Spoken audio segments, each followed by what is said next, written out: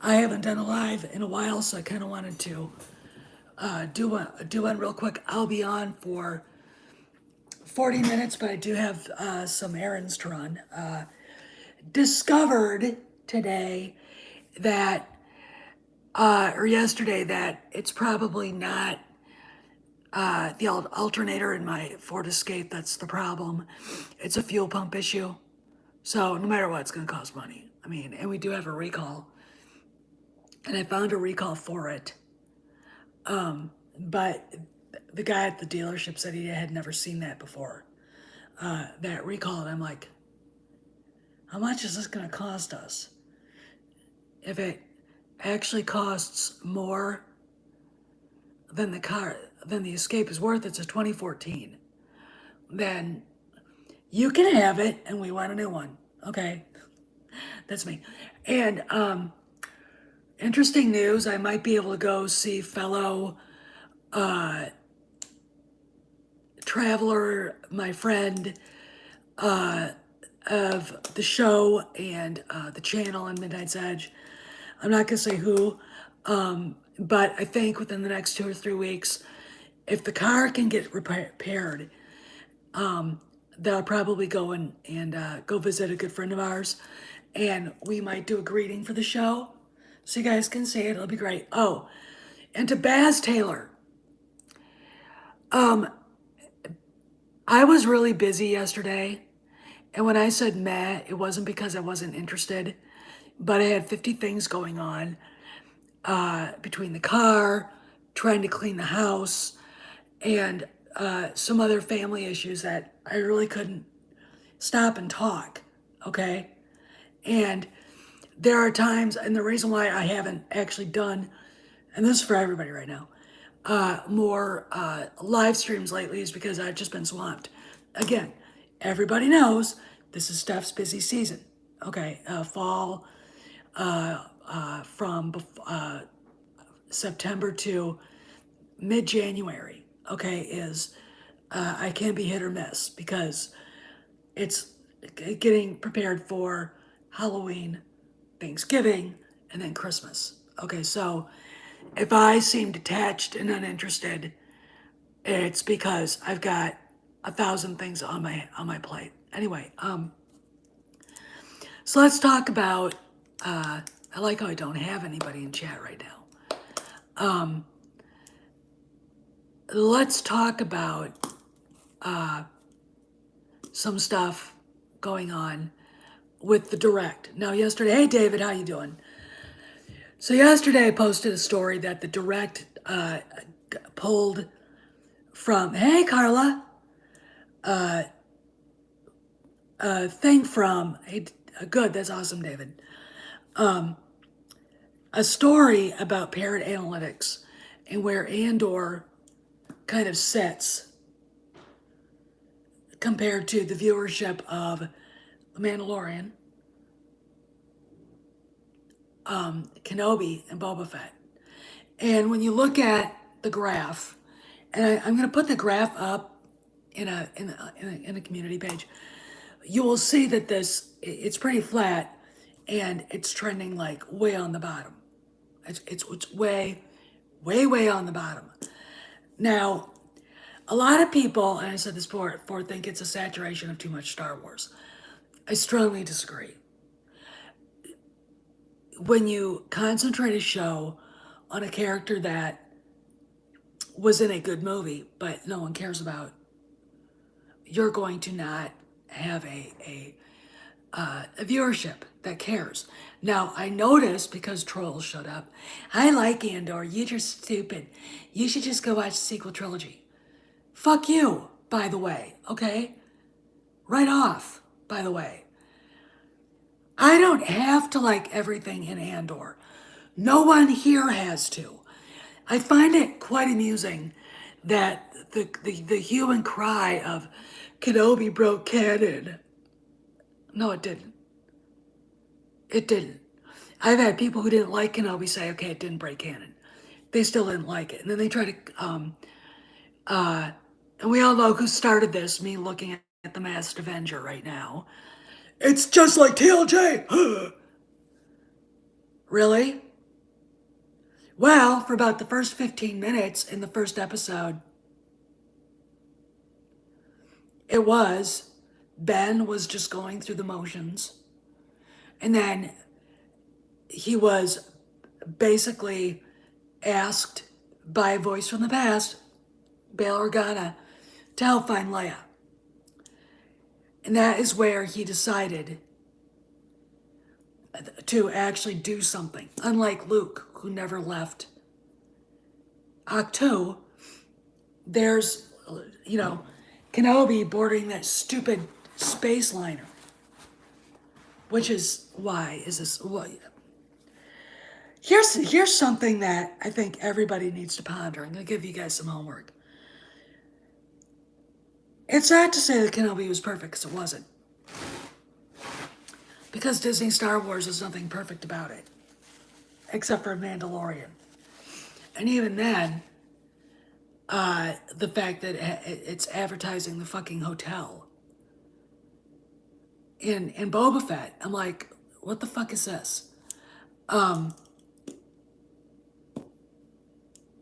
Why is there a space liner and transportation to Tatooine when Tatooine, we've been led to believe, is a fucking shithole? Okay?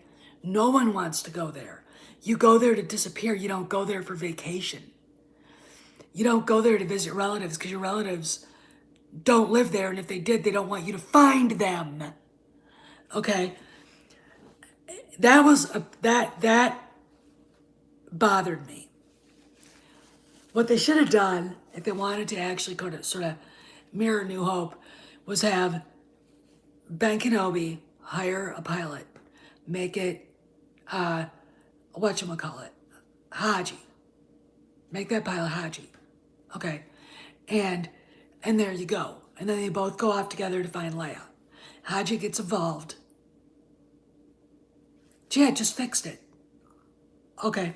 I just fixed that part of it. But other than that, it was a good show.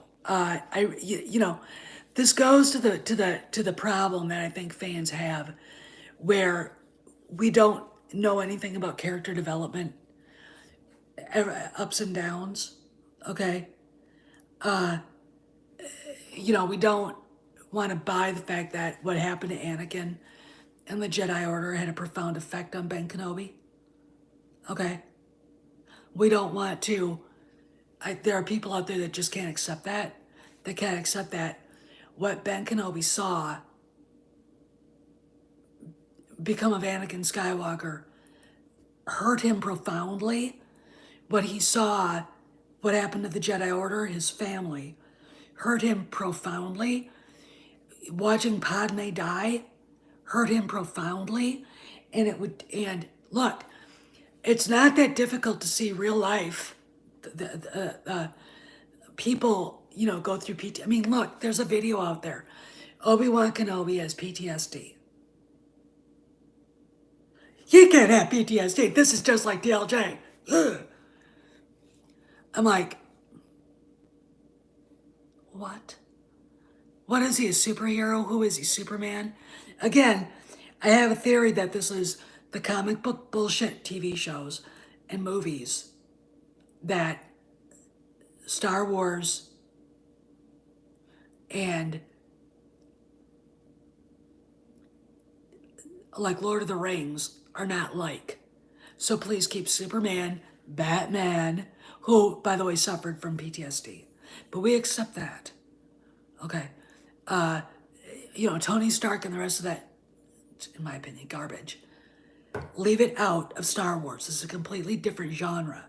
Completely different characters that are actually human, not godlings. Anyway, so that's their problem with Kenobi, and Kenobi was great. It was, oh geez.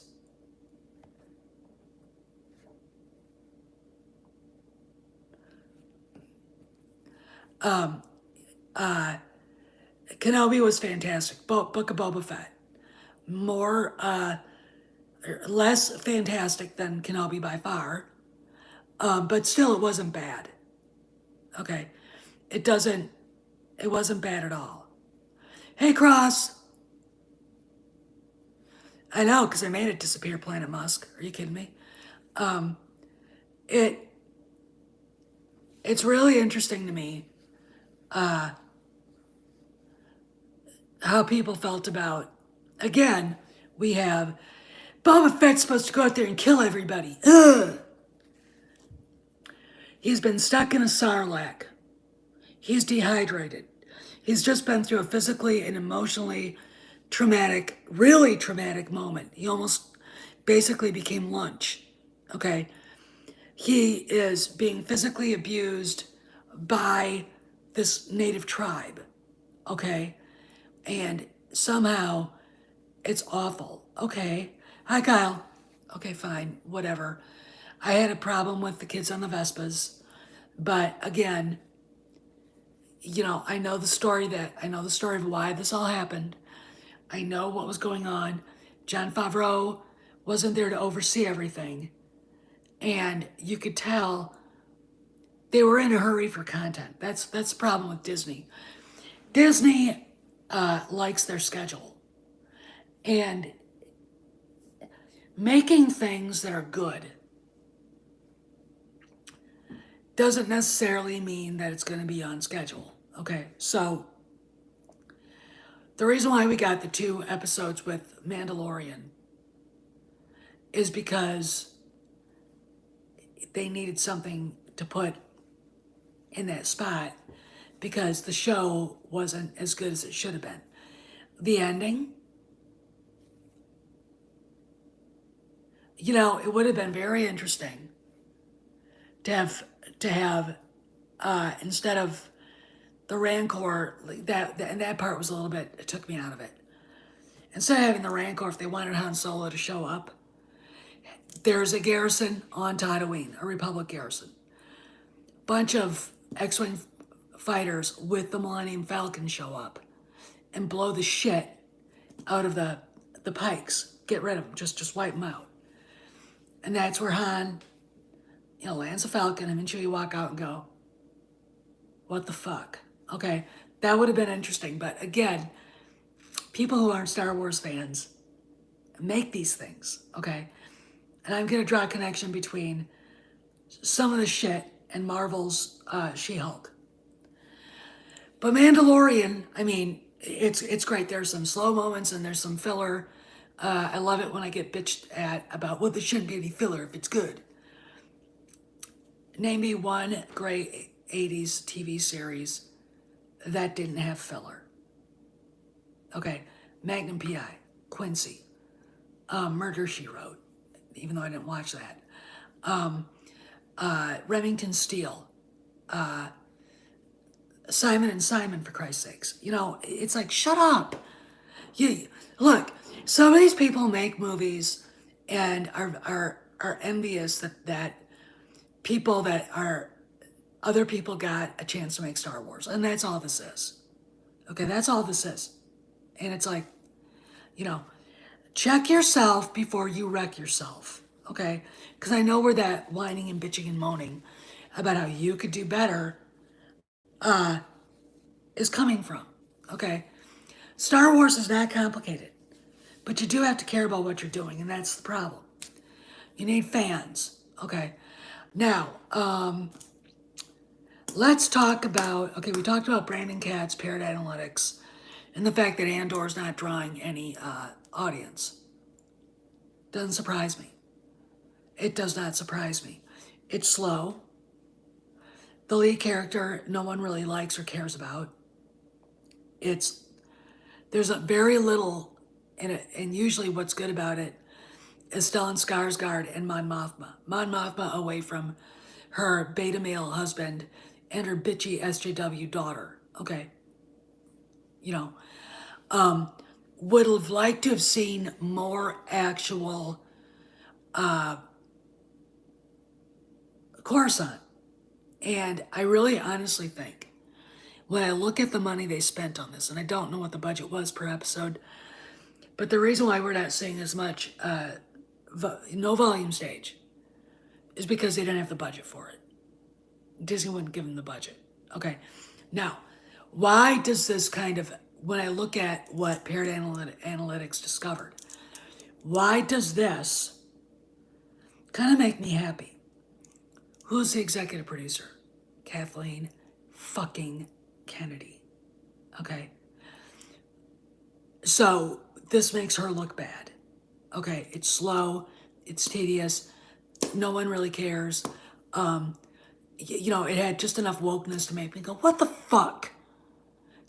Here's something. I can fix everything with the wokeness in one thing. Have Veda, or whatever her name was, that blonde with the giant beak, having a relationship with Skeen, and then Andor discovers her boyfriend is trying to screw her over. Okay, that would have made more sense. But we needed the, representation for the LGBTQ mafia. Fuck you to all of them. Okay, I'm tired of it. All right, when the chick that runs Gays Against Groomers is saying, look, we're going to see backlash, I'm starting to be part of that backlash. Fucking quit it. Fucking stop it. It ends now. Okay, you freaks. Anyway, there.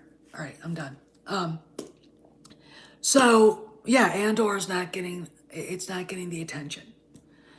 And let's talk about She-Hulk. Well, when Jennifer Gao goes on, I think Variety, yeah, it was Variety, saying that they when they started writing this, they knew the trolls would come, aka fans who didn't like what they were doing. First off, she didn't know who She-Hulk was. She didn't know She-Hulk existed. Okay, I am not a Marvel fan, and I fucking knew She-Hulk existed. All right, and they thought because She-Hulk is a female superhero, they were going to get a lot of complaints. Well, it wasn't the fact that people don't like She-Hulk. People don't like the way it was written. It's not that character. And she knew what they call fans who aren't happy trolls. Okay, so she was like, with a big smile on her face and a twinkle in her eye, saying, well, I'm a troll in my heart, which means that the show is a fuck you. The entire show was a fuck you to all the fans. Now, where did this come from? Where did this attitude of not fucking caring, being apathetic, and not creating something because they can, and creation should be a beautiful process. Where did this come from? I'm gonna give you a little story. Jennifer Gao is just the latest incarnation of Pablo Hidalgo in 2018 or 13, when he went on a podcast, and this is true, and in small talk behind the scenes in the green room, as we call it, said to the podcaster, the host, and the other, and his co-host, they were getting rid of the EU. Okay, this is where it started, because the moment that was announced, everybody in Star Wars fandom started throwing fits. Okay, started throwing fits. Now, I wasn't involved at the time. 2013, we were living in Korea. And I was actually in the process of adopting Kay from a distance. Long story. So I was like, Deputy Commander's wife, oh cool, they're making a new Star Wars. And then, geeking out and going on with my life. But this is where it started. And then in 2016 when Ghostbusters, and it got really nasty. Okay, look, the people that run Lucasfilm back then, a lot of them are still there, basically took, was it Jennifer or Jennifer Gao's attitude and had it, fuck you to the fans. Okay, 2016, after TFA came out and to the hue and yay of all the idiots who thought it was actually good. And I number myself with the idiot crowd, even though I walked out going, what the fuck? 2016, Ghostbusters 2016, answer the call. If you didn't like it, you were a phobe, an est, and a bigot, etc., etc. Look, it is not that people didn't want to see all female Ghostbusters. This was just a lousy fucking movie. Okay? The fact that Dan Aykroyd himself said, Paul Feig never took any of my advice. He never listened to me once. And he is no longer welcome on the Sony lot. Says a lot about that issue. Okay? All I need, and Dan Aykroyd's not exactly Mr. Conservative. Okay? I also don't think he's woke. He just keeps his mouth shut. Okay? And then we get into TLJ. Now we get to Tatiana Maslany, or whatever her last name is, the lead actress for She-Hulk.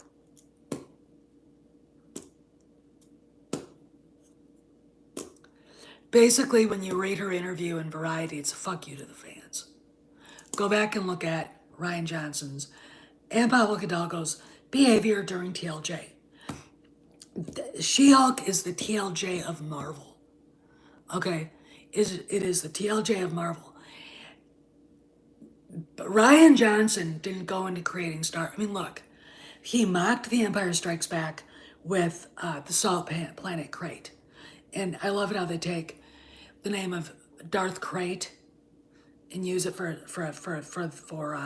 that salt planet that's supposed to be like Hoth, only it's hot and it's salt. Your Snoke Theory suck stickers from that piece of shit Steele Saunders. Okay, all of this stuff, you guys. It was a big fuck you to the fans, and also when I look at him, Ryan Johnson attacking, this was an attack on The Empire Strikes Back. It was a fuck you to George Lucas. Okay, there was no goodbye to Han Solo. There was no nothing. There was no Yoda, Luke Skywalker / Yoda moment where he's working with Rey. I also broke my glasses, so this is why they're tilting this way. There was nothing like that. It was a big fuck you to The Empire Strikes Back, the original trilogy. And I'll tell you something. I would think that Ryan Johnson, to this day, would be very happy to say he thinks he's a better storyteller than George Lucas. That is the height of hubris. So what is hubris? The ancient Greeks invented the word hubris, and it is literally the pretensions to the gods. And that, my friends, is not good. Okay. But that's where all this started, and now we've got Marvel doing it. And, the big story about how the joke where Kevin Feige is supposed to be a robot and all that stuff. I mean, I don't believe a word about how Gauss believed in it so much she said, if I don't get my way, I'm going to walk. I don't believe a word. Don't believe a word. Okay? Don't. What else? And really, this is all the stuff that's really happening with Star Wars in general. Okay? All these people bitching about the fans. They were hired to do a job. There weren't even fans of the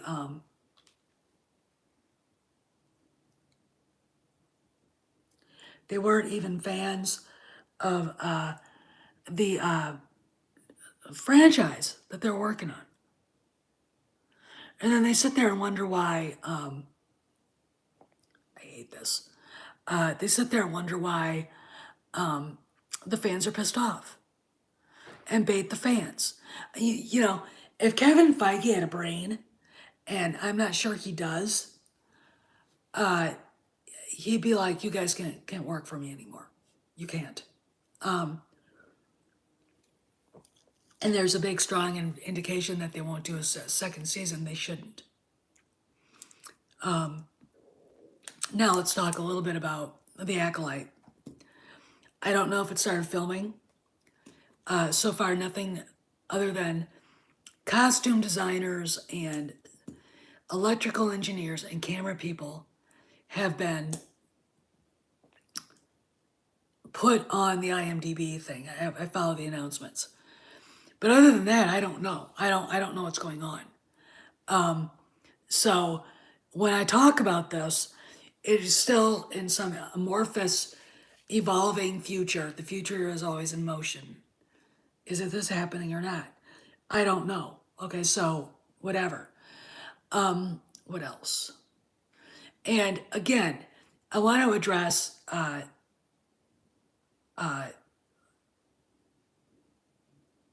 bounding into comics.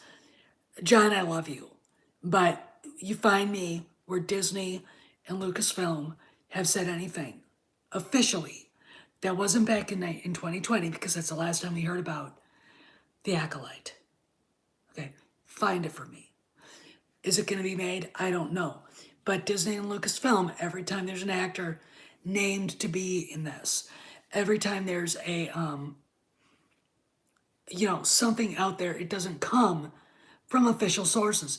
And I'm sorry, I hate to break this to you guys, but Leslie Headland, Harvey Weinstein's former personal assistant, is not a fucking official source. Okay? She's not. And, again, Cameron Pasha basically says that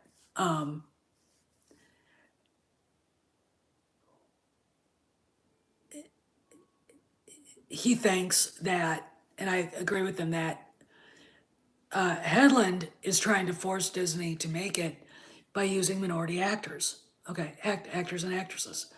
And she's got untouchables like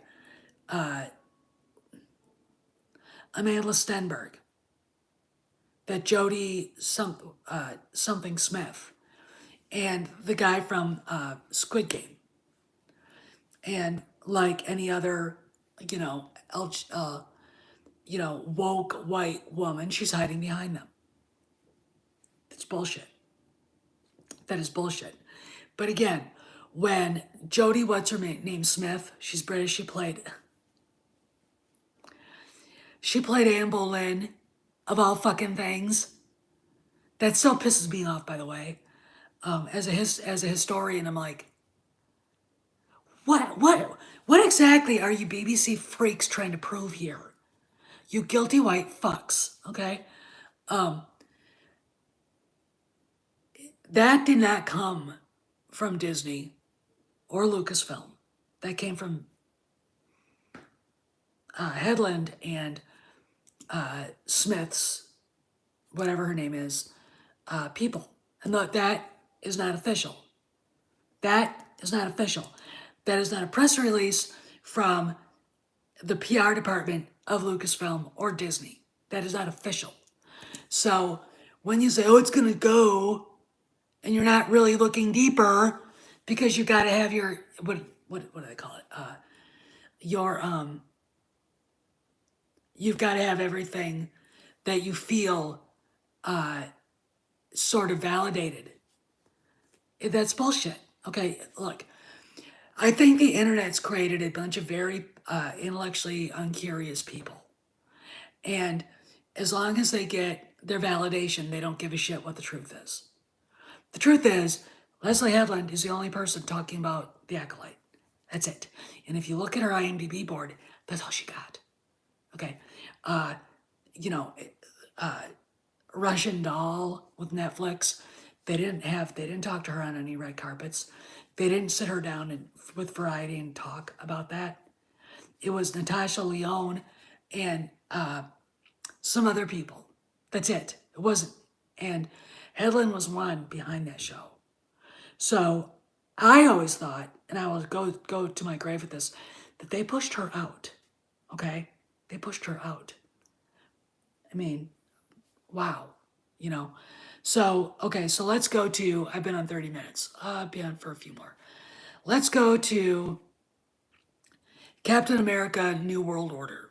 Now, the rumors out there is that they want to use Captain America to attack Trump voters and normal people, me and you. You know, I look at this as going, if Disney wants to make money on this, they'll not make this movie. But Chris Evans, it looks like he's gonna go along with it, and he's like the worst Captain America ever. That's the story, but I gotta tell you, if it's look, we know now that Bob Chapek isn't above canceling things or asking for reshoots. Ms. Marvel was a far better product than She-Hulk. Okay, just a better product. And Ms. Marvel had reshoots. They reshot the whole thing. From what Cameron said, it was woke shit. And then they reshot it. And then it wasn't woke shit. Now, let's go into Captain Marvel. If it ends up being just left-wing propaganda, I can see Chapek going, reshoot the fucker. What the fuck are you doing? Now, Harrison Ford officially is now going to play Thunderbolt Ross. That is Ross. You know, when he mentioned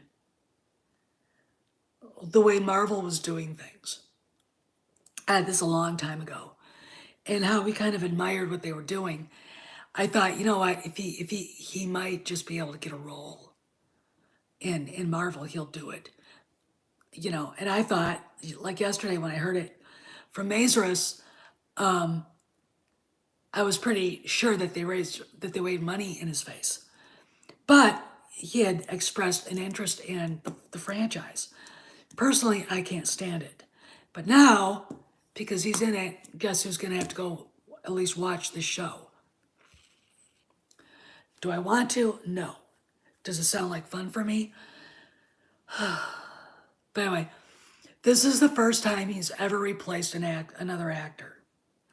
The first actor, at least in this iteration of Captain America, was William Hurt, who incidentally beat Harrison for the Best Actor Oscar for Kiss of the Spider Woman. And that pissed me off, and I've never forgiven him for that. I don't care if you're deceased, dude. Give up that Oscar. It was a very strange role, I think, and he played a very strange, fucked up character that was just wrong. But yeah, so it looks like this movie is going to happen, and if Feige's minions want to make it an attack on Trumpers. That's what this is. But I honestly don't see Harrison Ford signing on to something that's propaganda. He's never done that before. Even if he is a Democrat, he kind of keeps his true feelings down low. All right. Though he did get caught saying something really ridiculous about climate change and Trump in Mexico. But I think that's kind of put him in a corner, you know, and he just said whatever he said. But anyway, so yeah, that's what's going on. So let's recap. Parrot Analytics announced that the audience for Andor is far lower than even Kenobi. Okay, and so the people who like it, the black pills, finally Star Wars we like. It doesn't have anything to do with Star Wars. And I like the rationalizations. Well, it is, but no, there is no but. It is not. The only time you ever see anything that has anything to do with Star Wars is when Stellan Skarsgård and Genevieve O'Reilly are in it. You know, Other than that, I don't care. I mean, it's like, and it's frustrating because there's a good story there. I mean, look, episode, what was it? 4? Or 3 or 4. I was totally convinced in the next episode we would see dinner and we would see Slime War. I wanted to see that. But instead we get more boreholes and manifestos and nuanced lesbos and all the rest of this shit. Okay. It is a perversion of what the story is. It's too slow. It should have been called Rebellion. And I'm sorry, but Andor should have been one of the characters, not the character, not the name, not the name above the marquee, on the marquee, okay? Never should have been titled that. Because I think, this is my opinion, that they are too constrained using Diego Luna in this. Okay? I don't think he's that great of an actor. His character's just ho-hum. And there you go. Anyway. And Parrot Analytics has got a graph, and they talked about the fact that the audience isn't there for it. And it proves one thing. The people who say they like it, there aren't enough of them to make a difference. Okay? The people who say they liked Kenobi, there are enough of them to make a little difference. Boba Fett, same thing. Mandalorian, okay. And then we got the Jennifer Gao or Jessica Gao or whatever the fuck her name is. And Tatiana Maslany attacking the fans. Doing exactly what, taking the rule book out of Paul Feig and TLJ and Ryan Johnson and running with it, attacking Marvel fans. That's not going to help. Okay. And then we've got the story about Harrison Ford. And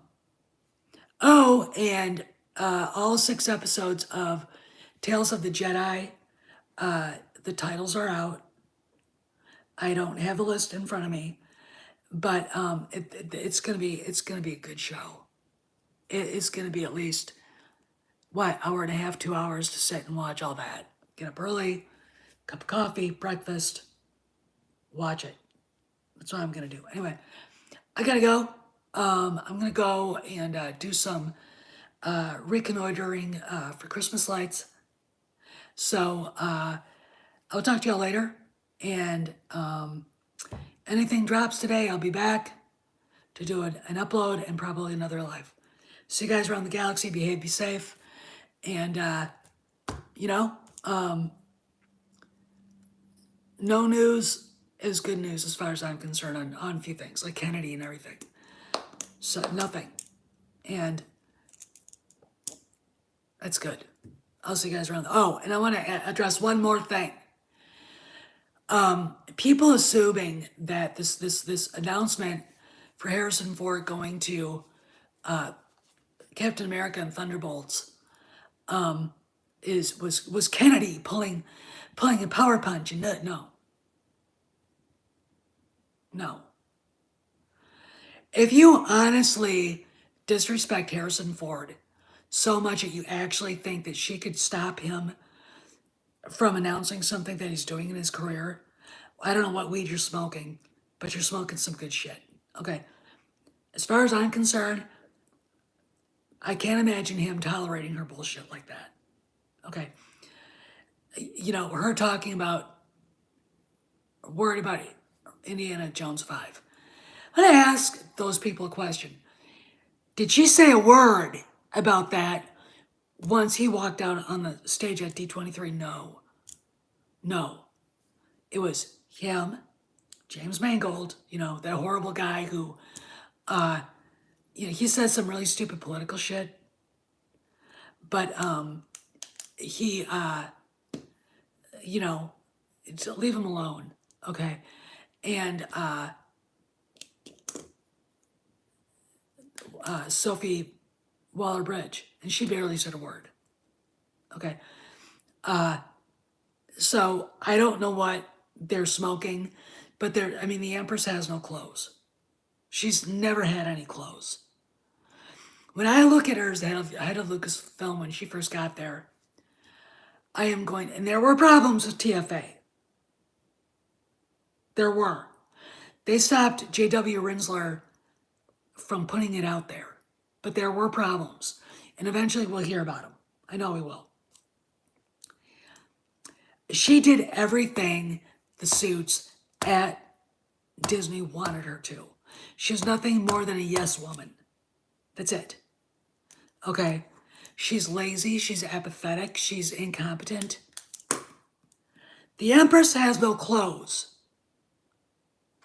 So, anyway, this is Steph signing out. I'll see you guys.